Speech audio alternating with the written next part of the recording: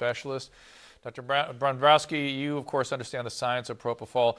Now, while she's saying that 25 milligrams of propofol or Diprivan would not be enough to put a 135-pound man to sleep, what about on top of all that Ativan and Versed? I mean, in my world, you add a barbiturate to massive amounts of benzodiazepine, that's going to do something, mostly make people not breathe.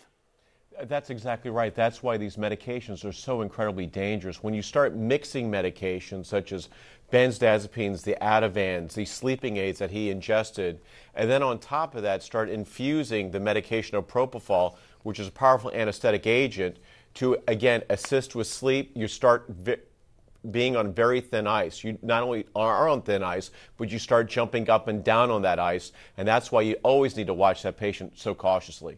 And Dr. Brandrowski, in my world, when I'm taking somebody off a benzo or a barbiturate, we never co-prescribe those medications because they're so prone to cause people, when prescribed together, to not breathe.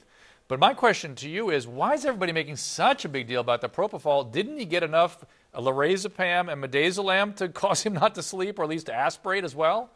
Well, I think to your point, as an addiction specialist, you can understand through Mr. Jackson's unfortunate career that he had addiction issues with opiates, benzodiazepines, and you're just changing one problem for another. I deal with this personally myself, so I understand how to manage these patients as an anesthesiologist.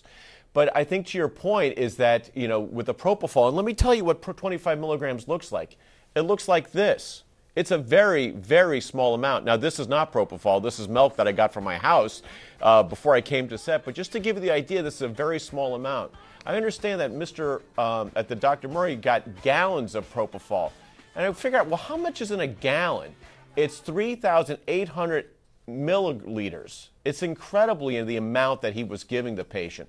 So perhaps this 25 milligrams that I have right here, probably, not all of it. And maybe he's not even really being perhaps truthful with the amount that he's saying he gave the patient. And the other aspect is, too, that we're finding out in testimony, is that he used the medication inside an IV bag, where you have no real concept of how much you're giving the patient. Interesting.